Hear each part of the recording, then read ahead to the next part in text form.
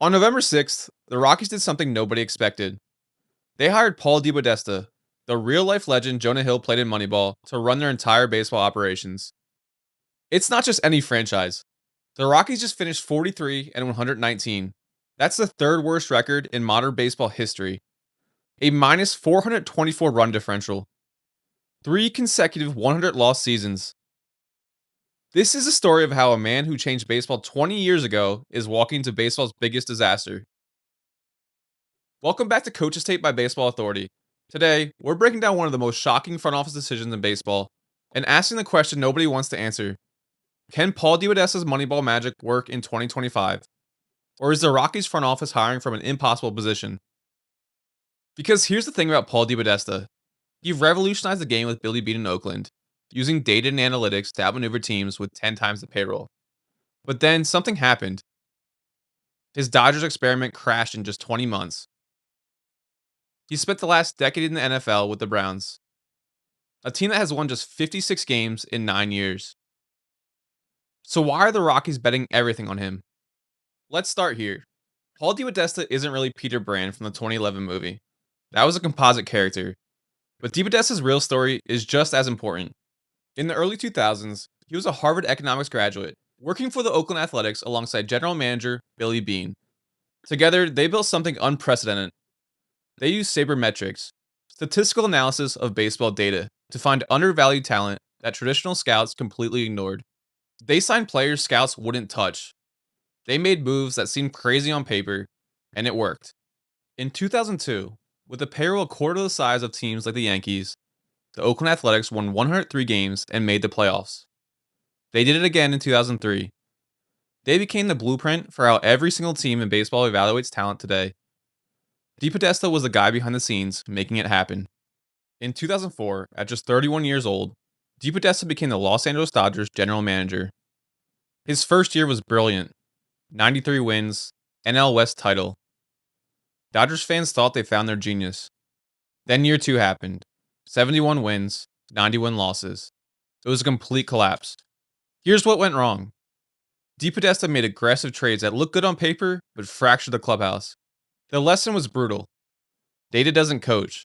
Relationships do. Culture does. You can't stat line your way out of locker room problems. After the Dodgers, DePodesta bounced around baseball. The Padres, the Mets, then in 2016, something unexpected happened. He left baseball entirely and joined the Cleveland Browns of the NFL as their chief strategy officer. For 9 years, he worked for an NFL franchise that is historically dysfunctional. The Browns went 56, 99, and 1 during his tenure. His role was mysterious. Remote work from California. Rarely interviewed, operating as a thought partner to ownership. He was involved in the biggest moves. The coaching search in 2020, the Kevin Stefanski hire. But he was also there when they made one of the worst deals in NFL history. Trading 3 first-round picks for Deshaun Watson's fully guaranteed $230 million contract. Watson has played just 19 games since. The team still owes him $46 million annually through 2026. Critics asked, can baseball analytics even work in football? The answer, apparently, was no. Now here's where it gets interesting. The Rocky situation is arguably worse than anything the Browns dealt with. After going 43 and 119 in 2025, the Rockies aren't just bad, they're historically bad. They set a record with a minus 424 run differential, the worst in modern baseball. They've lost 100 plus games 3 straight years, becoming the first franchise since the Astros 2011 to 2013 to do it. In May, they fired manager Bud Black after a 7-33 start. In October, they forced out general manager Bill Schmidt after his terrible tenure. So they needed a new head of baseball operations. They approached 2 well-respected candidates, Emil Sade from the Diamondbacks and Matt Foreman from the Guardians, and both turned them down. They looked elsewhere, nothing. Then Paul DePodesta, a guy who hasn't been in baseball for 9 years, a guy with a track record of brilliant early success and catastrophic failures. And the Rockies said, yeah, that's our guy. So the real question is, can Moneyball work in 2025? The honest answer, maybe, but not the way it worked in 2002. Back then, Sabermetrics were revolutionary.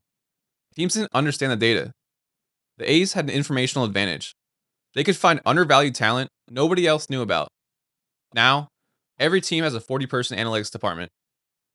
Every team uses advanced metrics. The information advantage is gone. DePodesta doesn't have a secret sauce anymore. He has his reputation and his track record, which is mixed at best. His first moves will tell us everything.